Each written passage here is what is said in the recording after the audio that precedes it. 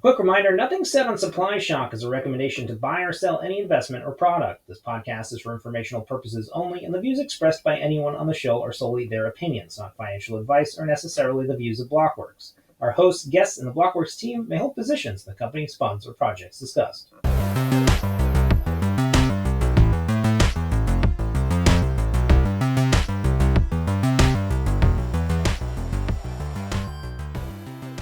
Hey everybody, Pete Rizzo, the Bitcoin historian on X and the host of the Supply Shock podcast for Blockworks. We're filming live here at Permissionless 4 in Brooklyn, New York. Got a great special guest here, Kyle Reidhead, founder of Milk Road. We're going to talk a little bit about the macro investment cycles affecting Bitcoin. Of course, price now hovering at or near all-time highs as we're recording. Kyle has just released a great report kind of digging into some of the macro factors he thinks are supporting that current price momentum. Kyle, welcome to the podcast. Thanks. Glad to be here. I've actually been to every Permissionless conference. Okay. So happy to say that. And excited for another one. It's a hot one here, but it's a good time. 4 for 4. So I think you're going to try to convince me that I have a false mental impression. So, I'm a humble Bitcoiner. I have this idea that, there's these 4-year kind of cycles that Bitcoin has been in. This seems to be kind of caused by Bitcoin's, interior economic momentum, these kind of halvings that are halving the supply shock, the theme of this podcast, that, that's propelling the price upwards. You think that I have it backwards, it sounds like. I wouldn't say backwards. I think that the Bitcoin halving matters, right? Mm-hmm. Cutting the inflation in half obviously is a big deal. I think the bigger deal, though, is demand, right? Obviously, the halving has nothing to do with demand, although I guess maybe psychologically it brings in a bit of demand. But I think more kind of how every asset is priced. If you look at gold, if you look at real estate, if you look at stocks, the list goes on, even commodities, they all go through these typical cycles, right? Kind of around the business cycle or the liquidity cycle, however you want to look at it. It's all kind of the same thing, at least since 2008-ish, when we sort of cut rates and started printing a lot of money and going into more debt. Everything's kind of moved together. Some things lag others, but everything kind of moves together, and I think Bitcoin is just falling into that. And same with the rest of crypto and really anything else you're looking at. So I think that the halving matters, and it does psychologically create more demand, because obviously something that is getting cut in half, its inflation is a big deal, especially in this world. So I think that does matter psychologically for a lot of people, and of course it brings the supply down, or at least the new supply coming out. But I think ultimately the demand is what drives it, and that is coming from more of the business cycle, liquidity cycle. Well, yeah, I think that's the question, right, is where does the demand come from? So again, my mental model was, even last year, that this was going to be a bull market year. The same way in 2020, I was expecting 2021 to be a big year. And so, whatever the Fed was doing, I was sort of ambivalent. I wasn't paying attention to the rates and things like that, but you're saying that, that's actually impacting the demand side here more than I think maybe.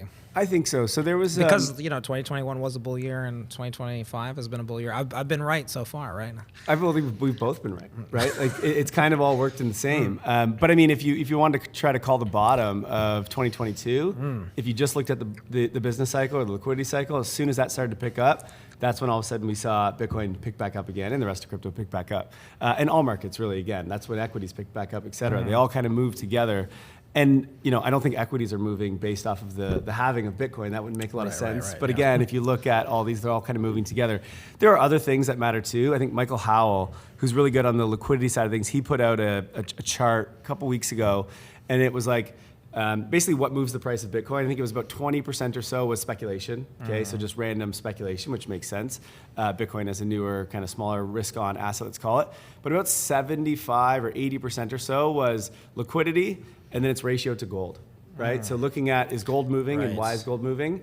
And Bitcoin tends to lag that and follow that. And then the largest chunk was liquidity, which again is just kind of the business cycle. Well, let's talk about liquidity for a second. There's been this M2 chart that's been going around. It's viral. One out of every 5 tweets, I think, is someone saying something like, global M2 is pumping, price must follow, usually in all caps. What's behind that? And it seems like we've broken the correlation there, at least recently. So like, what we're seeing right now with that chart is for the last, I think it's been 2 or 3 years, it's followed it pretty well, but I think M2 is 12 weeks ahead, so Bitcoin kind of lags it. I wouldn't say it's broken it yet, it's still kind of following that.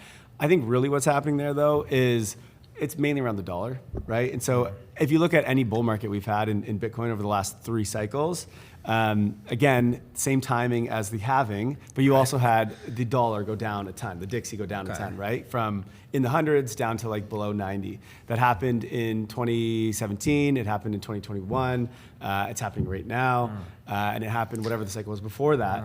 You saw this big drawdown of the dollar go down. When the dollar goes down, it means that globally, other countries can start to print more money, right? So like China, for example, can't print a lot of money if the dollar's very high because their currency, they'll start to lose it. And so countries around the world wait and they want the dollar to go lower. It means that there's more trade, right? You can get a lot more economic activity, which means more companies can take out loans, et cetera. So you start to see liquidity pick up whenever the dollar goes down. And I think that's kind of the world we're seeing right now with everything that's been going on in the macro world with Trump, et cetera.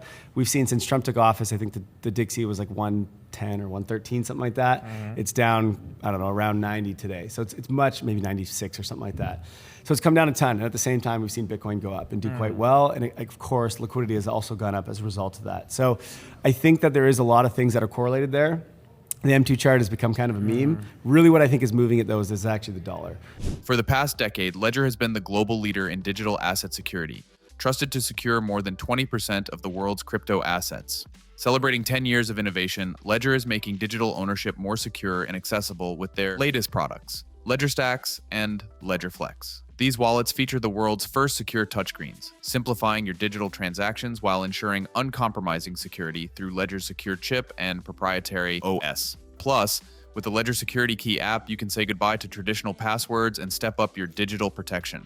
Ready to protect your assets? Choose the most trusted name in hardware wallets, Ledger, and take control of your digital security today at ledger.com. As always, investments in blockchain technology involve risk. Terms and conditions may apply. Do your own research. And so I think we still got some more room for the Well, we're dollar going to see an down. interesting test case. It doesn't seem like we're going to get more money printing from the Fed until later this year. A couple, at least 2 cuts forecasted in. Still aligns with my model of 25 being a bull year, but maybe that carries into 26. Is that maybe part of your hypothesis? That's what I'm thinking. If you look at kind of the 4-year cycle for Bitcoin, I think it means October would be the top of this year. So to me, 2026 would be, I'm starting to think about it as the fall. You know, this is summer, next year is fall, then we have winter. You know, I kind of think about like 4 seasons. You know, 2017 is summer, 2018 is winter. You know, so I'm expecting the winter. Am I wrong? In 2026 or 2026? 2026. I think it'll come probably, let's say, like halfway through 2026 is my guess. We'll see. I think there is still a lot of room, again, for the dollar to come down. I think the business cycle is just beginning to pick up, which generally means a good thing for risk assets. And so I think that there's still a big move left in Bitcoin. Does that go to the end of this year? Does it go into early next year? I don't know. I don't have a crystal ball, obviously. But judging by sort of a lot of the macro indicators, it looks like we're going to continue this bull market much farther. And I think it probably goes some point in 2026. Well, you mentioned something that will probably catch some Bitcoiners off guard there, this idea that Bitcoin is correlated in some way to the gold price. Somewhat uncomfortable, right? Bitcoin is digital gold. In some ways, you know, we're pegging our projections for Bitcoin's market cap on gold. What's the relationship here, and why are you looking at gold as a factor? So a few things. I think the biggest thing, so of course, as I said, liquidity, that's kind of debasement of currency, right? So you do that, anything that's scarce is going to have to go up, right? So that's why real estate, stocks, gold, Bitcoin, it all goes up whenever we debase currency. So like there's a clear, in my opinion, correlation there. That's the M2 meme. I think the other correlation is especially what's happened over the last few months with so much uncertainty, potential war, potential tariffs, et cetera. When you look at what's going on there, everyone was kind of fleeing the dollar. They were fleeing U.S. equities, right? We didn't know what was going to happen with companies like, let's say, Tesla or Microsoft or whatever. So companies were trying to get out of U.S. equities, trying to get out of the U.S. And it's like, where are they going to put their money? There's not a lot of other good options. And so whenever you have uncertainty, money tends to go into gold. And I think we're finally starting to see, I think this was really the last couple of years here. Really, I think it started in 2023 when we had that sort of like mini banking crisis in Q2. you saw Bitcoin rip when you had that banking crisis. And I think whenever you have uncertainty, you're starting to see Bitcoin become the, let's call it like risk off asset, right? Everyone always sees it as a risk on, which it is. There's that 20% speculation part. There's the currency debasement part. But I think Bitcoin's actually becoming both. It is both a risk off and a risk on one. So when you have these uncertain moments, Bitcoin usually pukes because these things usually happen on weekends and everything else is closed. Well, it's so you can't market trade. psychology, right? So for people who've been in Bitcoin for a long time, maybe a Right. decade plus, maybe to them it's digital gold. Yeah. Somebody who's just coming to the market, is it digital gold for them? Probably not. Yeah, exactly. I just think like whenever, like I remember when all the tariffs happened, I was like, okay, where am I going to put my money? I don't want it in American stocks. And it's like, where else are you going to put it? And Bitcoin was literally the only answer in that moment. And so I think that's kind of what the boomers have for gold. And so I think Bitcoin is beginning to take that over for gold. And so I don't think that Bitcoin is going to, only get to whatever gold's market cap is. I think it goes way beyond that because it is better in so many different ways. And so I think right now, a lot of the TradFi world that's beginning to allocate to Bitcoin is seeing it, as you said, digital gold. And so like they kind of see, oh, gold moved, Bitcoin should move, they'll buy it. I think eventually we'll surpass that. And gold, I don't know, will that remain? You had this idea about gold-Bitcoin ratio. What is this? This is just the trading pair of Bitcoin to gold? No, so this is the gold-copper ratio. Is this the one you're referring to? Yeah, okay. So this is around the business cycle. Because this is a very obscure ratio. I don't know if there's many people out there who are following the gold-copper ratio. Yeah, absolutely. So the gold-copper ratio is really, if you think about how the business cycle works, which again, the business cycle is just like how well are our economies functioning, right? They kind of go up and then they go down. Usually we go up because we're printing money or rates are low. Then we tighten rates. Hopefully people will be getting more productive, but or that, not yeah. really.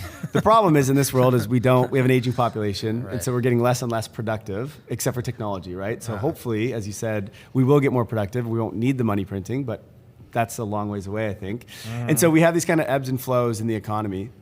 And what you see is that when the business cycle is picking up, gold tends to start to lag and copper picks up. Why is that? When you have a lot of demand for People consumption. building houses. Exactly. You need copper to do basically everything, right? You want to build phones, you want to build GPUs for, AI, you want to build whatever. When there's a lot of consumption, you need copper. So copper tends to outperform in the later stages of a business cycle, and gold tends to start to lag at that point. In the early stages of a business cycle, where there's still a lot of unknowns, there's a lot of uncertainties because you're not sure, the economy's not doing that well, gold tends to outperform. And so when you see copper start to outperform gold, tells you you're getting to the later stage of the business cycle.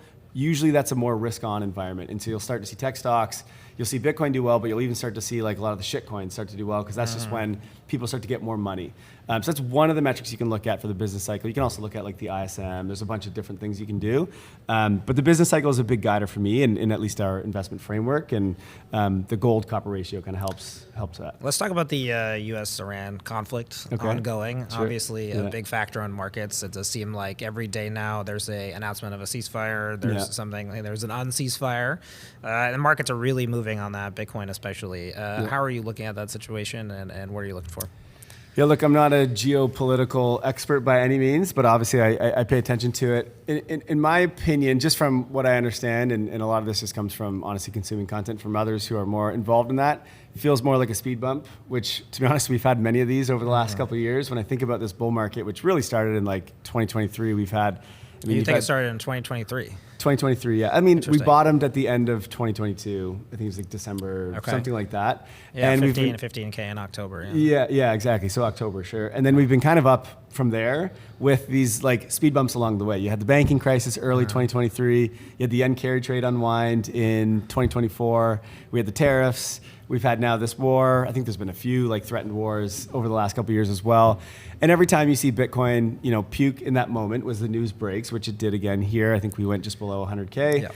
And then I think people see through it and go, you know what? What's the solution? Probably going to print more money and probably it's going to get resolved, right? And so my assumption is not that huge of a deal. We were saying, let's just buy the dip as we've been doing for the last couple of years, mainly because we don't think that the cycle is over.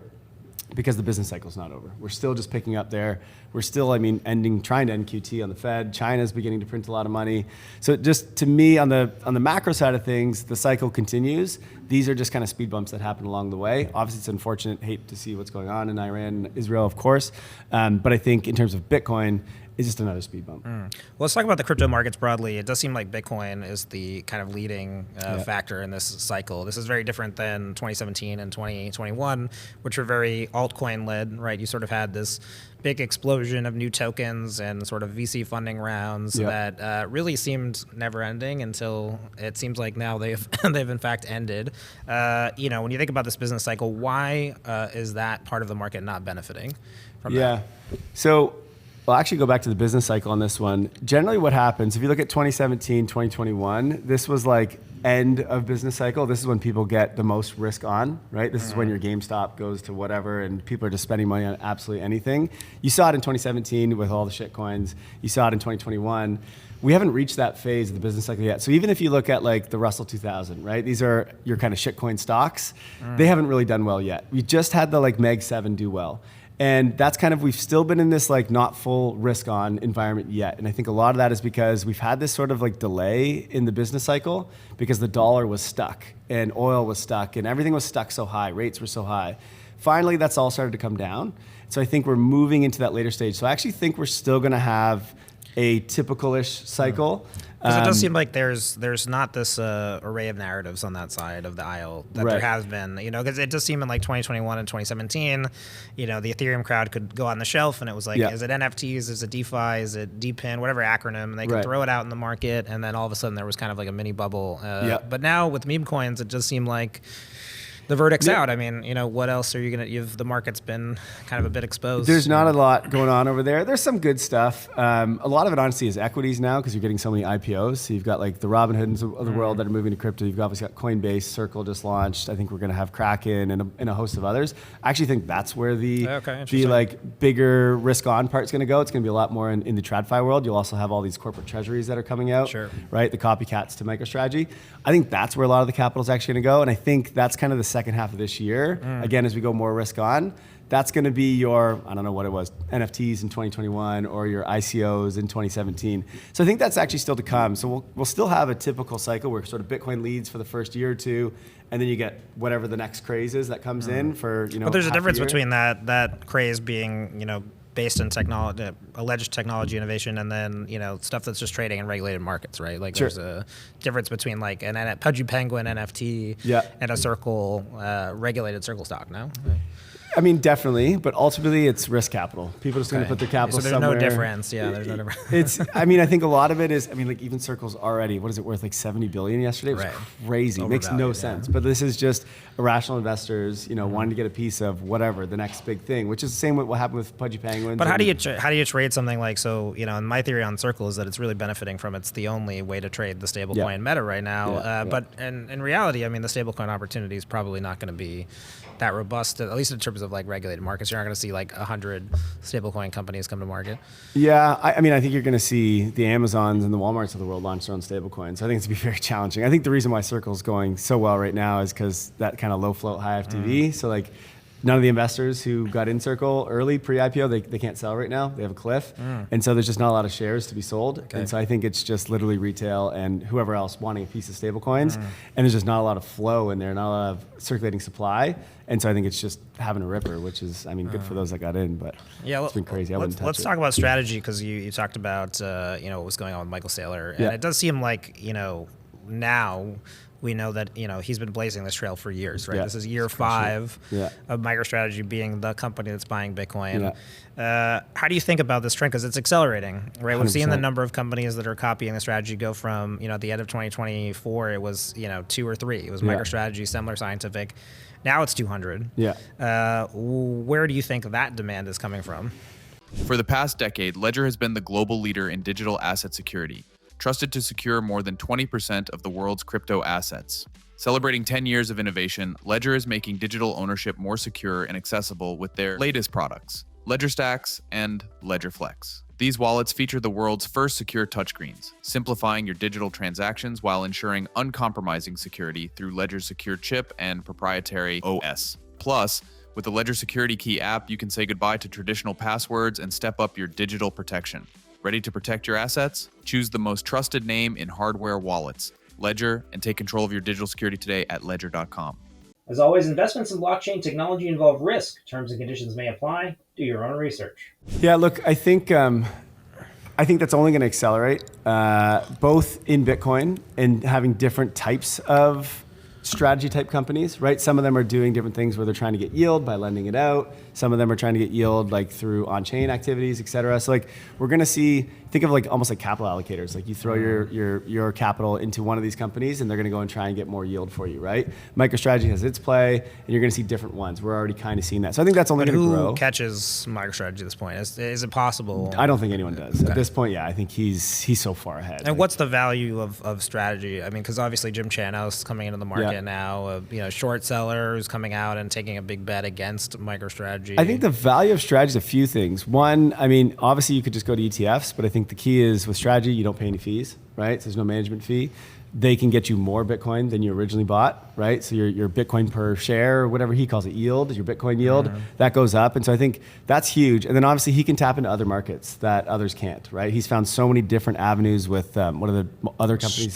Strife and Stride. Exactly. So he's done an incredible job on like the financial engineering of this thing to just reach capital from different types of funds and different types of investors. So he's only going to continue to grow that. I don't think that anyone will catch up. I think where the other demand comes is other countries. Like Japan, for example, like with Metaplanet, they're growing like crazy, and that's because you can't really get yield in Japan, right? They've never really had that, and so they're loving this opportunity to get yield through Bitcoin. So I think they're going to grow. I was just talking to someone today. There's a few launching in India, where it's kind of harder to get access to Bitcoin in India. Right. Their exchanges aren't as good. They've got some ridiculous regulations. The other thing was, it's very highly taxed in India if it's Bitcoin. But if you hold I forget what the company name was, but the MicroStrategy of it. Yeah, maybe that was company, it. Yeah. It's taxed at like only 10% instead of I think 30-something%. So there's tax benefits like an arbitrage to hold these treasury companies that hold Bitcoin rather than holding Bitcoin itself. So I think each country is going to kind of find its niche, and every country is going to have a strategy basically. Well, in Bitcoin circles, we're starting to call this, the next ICO moment. It does feel like there's going to be, thousands of these companies that are coming to market to exploit these different opportunities. Right. Yeah. Does the Bitcoin world love this, or do they hate this?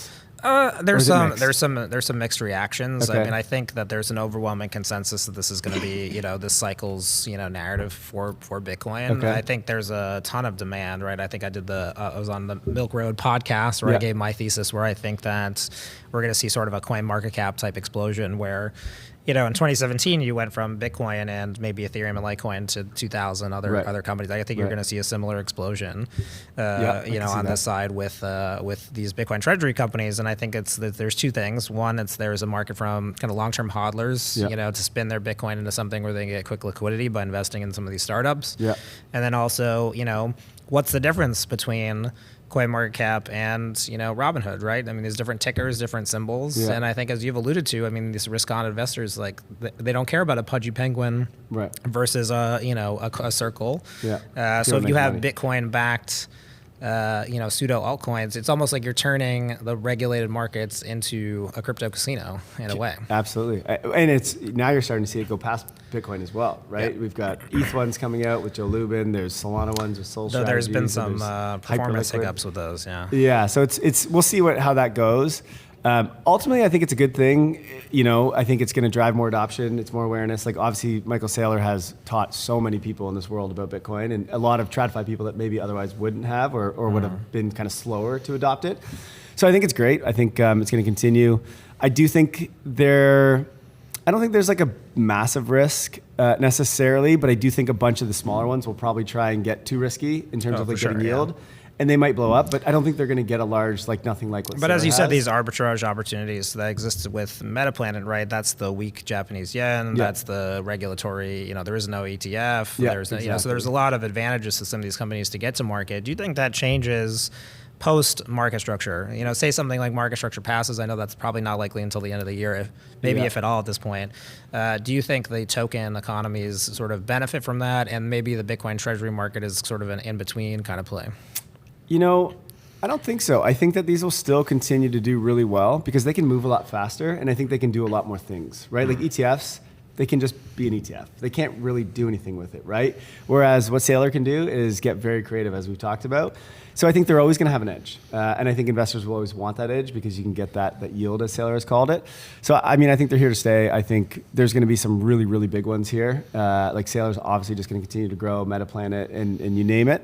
So I don't think the structure bill is going to hurt these. If anything, it's probably just going to create more awareness and probably bring more demand. I do think, though, the question with the crypto apparatus sort of beyond Bitcoin is it's not clear where value is accruing right now, right? So with the token projects and sort of these public blockchains, it's not clear what's driving their long-term valuation. Whereas with Bitcoin, if these companies are just buying, they're creating more demand. With some of these IPOs, obviously, these are companies, they're going to do well for different reasons. But it does seem like there isn't a clear reason for the crypto markets beyond Bitcoin. Some of these tokens, like there's a bunch of small ones like Hyperliquid. But where is value accruing in that world? I think I see a world where the Ethereum and the Solana ones make sense. I know this is more of a Bitcoin podcast. Well, but if they're competing against, your Visas and Amazons on stablecoins, right? Like where, so I mean, there's stablecoins being built there. There's DeFi being built there. There are things being built on top of some of these, and I think they accrue value from generating revenue, right? Generating fees from activity on the chains. And I think what is interesting, so Joe Lubin, he's launched, it's called SBET, and they're acquiring ETH. I think they've got like 600 million ETH or something like that, $600 million worth of ETH. And they're able to stake it. And so they can actually get yield, which is pretty cool, right? So they can do the Bitcoin yield type thing like Michael Saylor's doing, and then they can also stake it and get real yield coming in, right? So I think it's just interesting. I think it's going to teach TradFi about kind of the next step of crypto, the other things happening. So I think some of those will get demand, but most won't. I think they're going to be, a lot of those are going to be failures. So talking about the TradFi, obviously we're starting to see a ton of people come out on stable coins. We've seen Visa, Bank of America, Uber, sort of everyone's talking about stablecoins. But again, sort of the question I guess would be, are the incumbents going to eat that lunch, or do you think that there's an opportunity for the disruptors in that space at all? It's a good question. I think the incumbents are going to eat the lunch of that because they have the distribution. They already have all the users. Like Amazon could launch, or Starbucks could launch a stablecoin. They already, like Starbucks has like, I don't know, hundreds of millions of dollars just sitting in their Starbucks like rewards card. They could just turn those into stablecoins. And now it's better operationally for Starbucks, and they could drive some yield back to their users if that was legal. And so like, I can see them doing that, and the moment they did it, users wouldn't even know it's a stablecoin. They don't need to. They just think it's $1, right? And so they would blow apart Circle and everyone else the moment they do it. So I think that the incumbents will do really well there. However, I think there is this world of yield-bearing stablecoins that's growing and getting some adoption. It's not really included in the stablecoin bill that's coming out. So I think that's going to probably take a little longer. But I think there is a world of non-incumbents that will battle for that, and they can do really well there. So like Sky is one in the DeFi world, formerly known as Maker. They're kind of growing in that, and I think that will do well. People are naturally, when they have $1, they're going to want to get a yield on their dollar, right? And so I think yield-bearing stablecoins will do well down the road, but obviously there's a bit of a speed bump here with the new bill coming in. How much does regulation matter in your view, right? Obviously, stablecoin bill coming through. Market structure seems like it's going to be protected at the end of the year. Picking at the thread that we had earlier, maybe the Bitcoin Act not till next year, sort of if at all. Talking about the regulatory side, does this need to happen now? And if it does get to a point where, during the midterms, there is a crash or a correction before the midterms, how much do you think this might jeopardize some of the regulatory, headwinds that we've seen? Yeah, good question. I think the regulatory stuff is actually net good. I know a lot of people in the space are like, we don't need regulators, we don't need any of this stuff. Can it survive the midterms, I think is the question here. Knowing what you know about the business cycle, you sort of said, my view is that next year is going to be a winter year just from the Bitcoin cycle. It seems like you agree. And so if regulation is really giving us a lot of headwinds right now in terms of, or tailwinds, I can't remember. But, if it's benefiting the space substantially, does that survive the midterms? I think so. Yeah, I don't think they're going to base putting regulation in around price. I think that if we have another FTX type moment, then that's going to delay regulation, or that's going to be problematic. The Democrats seem very willing to run against crypto. They do, but we're seeing things go in our favor right now. And I imagine they're going to continue to push that through. They're trying to rush it. We got the stablecoin bill already, which is pretty sweet. It still has to pass the House. Still has to pass, yeah, but it's close. So I don't know. I feel confident. I feel optimistic. Let's say that. But obviously, I have no idea. The U.S. regulatory environment is just an absolute mess, and so who really knows? I think it'll make it through. I think the U.S. wants, especially stablecoins, because it will help with treasuries and selling treasuries. They need someone to buy those. Stablecoins, Tether, Circle, et cetera, like these are some of the biggest buyers of treasuries. So I think they see this as a way to proliferate the dollar globally. And so I think they really want that. They obviously are super pro Bitcoin. So I think they're going to try and get their regulation there. And I think that's all net good because, again, it's just going to teach TradFi about this stuff, right? So I'm optimistic on it all. I guess my kind of maybe winding down question is, how do we resolve this issue that we have where, my predilection is to just sort of ignore the mainstream kind of regular markets and sort of, just kind of look at what Bitcoin's been doing, kind of monetizing slowly over time and then going through these cycles. How do we resolve who's right here in terms of, where the demand's coming from? I don't think it has to be black or white. Like, I don't think anyone's It's right. like you follow astrology and I follow something else. Right. Just, And I think, we can both be right in that. I think, look, you can have 100% of your stuff in Bitcoin and then just think about nothing else if you want. It's a nice life. And that is a great life too, and that's fine. Or you can, have 80, 90% of it in Bitcoin and put the rest in something else because maybe you want to have fun gambling and trying to invest. And I think that's fine too. And I don't think, everything being built in the crypto space is not going to be great, right? A bunch of it is crap. I think we've all seen that. But I do think there is a small percent of it that is really good and will change things, kind of like Bitcoin has, stablecoins being one of them. So I think it's okay to support that. It's okay to be a part of that and try to see that through, knowing that most of it is probably is going to go to zero. I think that's fine, right? Like, I don't think we need to be black or white and be 100% on one side or 100% on the other. Well, it does seem like, for years, the crypto side of the industry was explicitly sort of building their value proposition on the idea that Bitcoin was limited or that it would, fail. And it does seem like that the change on that is notable because you're seeing people here on the stage on Permissionless. There was a kind of main stage speaker who said, we know that Bitcoin's not going to last long term, but I like Bitcoin, right? And so there's this kind of idea that the crypto side of the space used to see Bitcoin as competition. Right. I would argue it's more the success of Bitcoin that has really changed 100%. that. And it's not the altruism of the crypto community. But I'm curious how you see that dynamic, maybe even as it goes into TradFi, because TradFi has had to sort of reluctantly embrace Bitcoin as well. Does Bitcoin just keep succeeding? And then people adjust their mental models accordingly? I think price leads narrative, right? So as long as price goes up, then people are going to have a better, more optimistic view on it, right? Like, that's just kind of how it works. You saw in 2022 when Bitcoin went down to 16K, everyone was all of a sudden negative about it again. You saw that in 2018, right? And then all of a sudden 2021 comes, and 2023, 2024, and price as well, and everyone's mind changes, right? So I think price leads narrative typically, which is what you're seeing. You've had Bitcoin do well for a few years, and the rest of crypto has kind of lagged. And so a lot of crypto is like, okay, I'm back. Bitcoin's cool again. You know what I mean? Which is hilarious to see. Right, yeah. And that's just, I think, it's mainstream investors. They jump around, they move their mindset all the time based off price. Right, yeah. And I think, if you want to be successful, you just, move that out of the way. You don't think about price and you just look at what is Bitcoin doing. Of course it's good. It doesn't matter if the price is up or down. Like, what this thing is creating is an amazing new asset class for the world.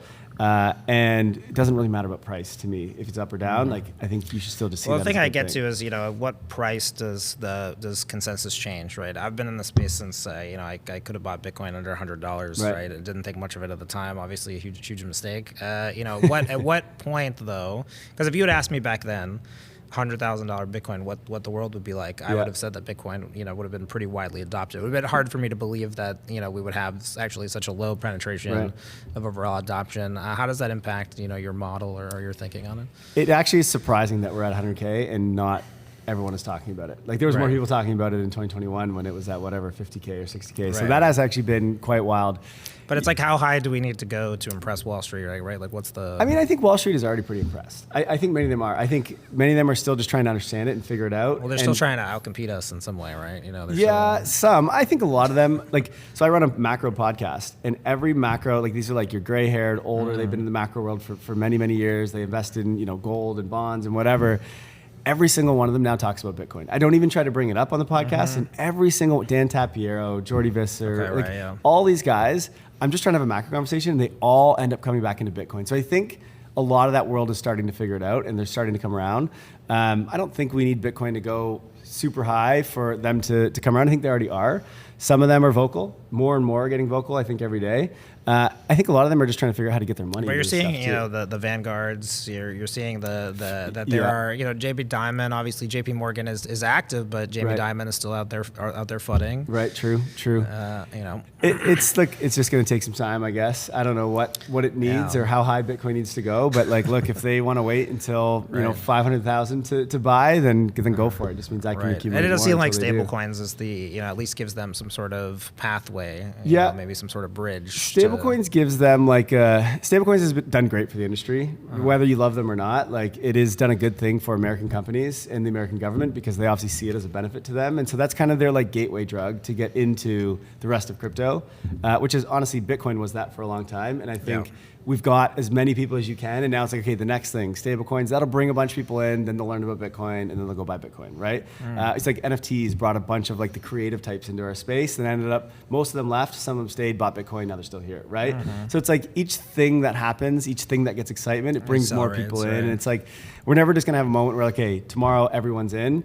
It's just a slow grind, right? I mean, Bitcoiners know this. They've been doing it for, I don't know what we're at now, like 16 years. 16 years, right? It's like, certainly I haven't been there for all of them. But right, yeah. right. But it's like every year you bring in new people and some new people find out about it and come in and then they become lovers and they stick around and they're here forever. And I think we're now digging at the Wall Streeters, right? Like we're getting them one by one.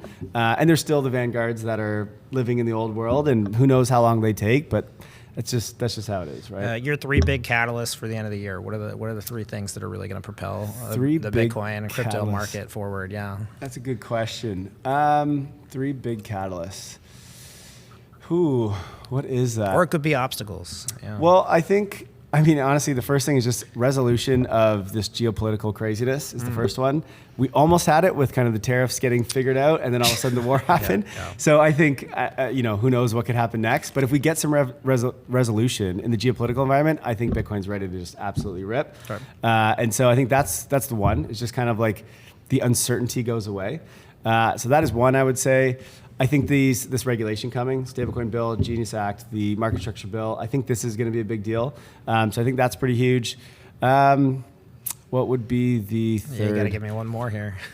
Honestly, I think some of these IPOs are going to be a big deal. I think, you know, we're about to get like Who has an IPO that you? So there's Kraken, I think, will be a pretty good one. There's potentially Consensus is going to launch. This is like Joe Lubin's other company. There's Bullish, which is another exchange. There's talks of like OKX. Tron is doing it for some reason now too. There's a bunch coming. Everybody wants to be centralized now. Yeah, right. I think what's good about it though is like Coinbase being a public company has been really good for the space, for everyone, Bitcoin, for everything else, because every quarter they have to do their earnings reports to TradFi, to Wall Street. So they learn more and more about crypto, every single one of those. So I think that has been a net good for the industry. And we've only had Coinbase for like whatever it's been, 3-4 years now. Finally, we're starting to get more. Always been the public mining stocks as well. Yeah. Yeah, I guess you've had those too. Right. And so I just think the more crypto companies that come in, whether it's these treasury companies or it's like actual, you know, operating companies that go public, it's just going to teach more and more of Wall Street. And so that's going to bring more people in. So I think it's net good. Kyle, where can people find out more about your work? Yeah, you can. So you can follow me on Twitter. It's just my name, Kyle Reidhead, or check out Milk Road. That's where we have our newsletter and multiple newsletters now and podcasts where we talk all about investing. And just go to milkroad.com and you can find it there. Well, thanks for tuning in. This has been a special edition of the Supply Shock podcast at Permissionless 4. Of course, we hope you join us for Digital Asset Summit London coming up later this year. Once again, Kyle, thanks for joining us, and we'll see you next time. This has been a Blockworks podcast.